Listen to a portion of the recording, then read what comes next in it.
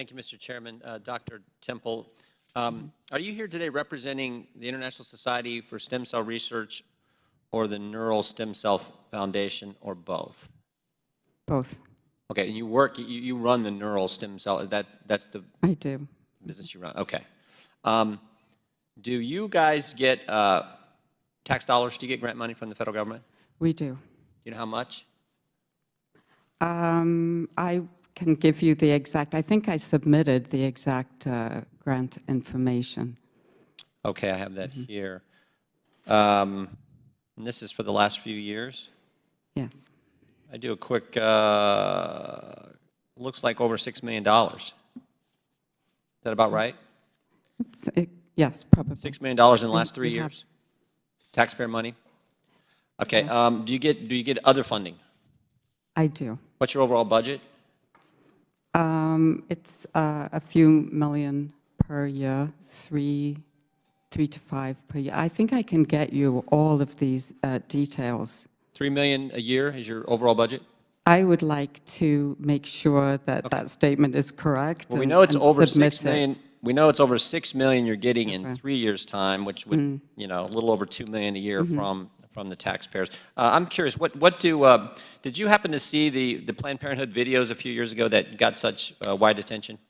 I did. And what did you think of those?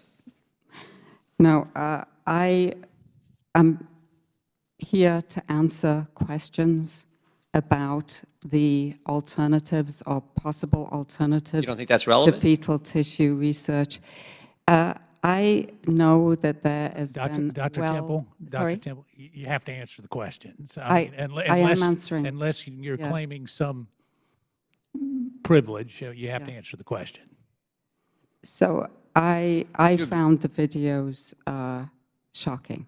Yes, indeed. Okay. I don't know if that is a representation of the process. I think it is not, because we know that this tissue is obtained under strict guidelines that have been established now for many years and with appropriate oversight. Well, when the doctor from Planned Parenthood was asked if procedures are altered to obtain the kind of tissue that purchasers were seeking, she responded, if you maintain enough of a dialogue with the person who's actually doing the procedure so they understand what the end game is, there are things you can do, changes that can make their technique to increase their success. So they were actually changing procedures in order to harvest certain tissues. You agree with that? I think that in the statute that is not allowed. Do you guys, where do you get the fetal tissue that you use in your studies and experiments? Where do you purchase that tissue?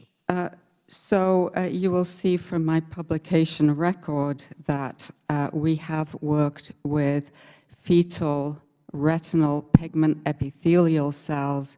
Those cells were sent to us from the National Institutes of Health. So you only get the material you use, you only get from NIH? In that publication, that is correct. Well, I'm not asking you just about that publication. I'm asking you the fetal tissue that you use in your research. Where do you get that tissue? We have also received tissue from ABR. So you get it from the same people who were buying the tissue from Planned Parenthood? Yes. Same yes, group we of folks? have. Yes. Okay. Yes. Okay. And do you do other research that is not fetal tissue? Yes, I do. Okay. Just was interested in that.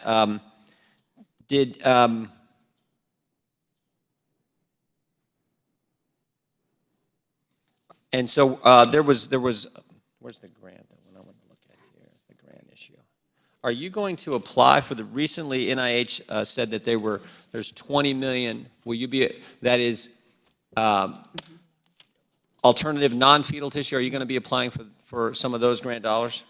I think it is important to explore alternatives. Alternatives certainly may be useful. The key point is that in order to know if a new model is as good as the old model, you do need to compare it to the model made with fetal tissue. So I would like to read the full RFA in order to make that determination and to see whether our research would be suited. How long you guys been, how long you been in existence? Oh, 11 years. Okay. I see I'm out of time, unfortunately, Mr. Chairman. I'll yield back.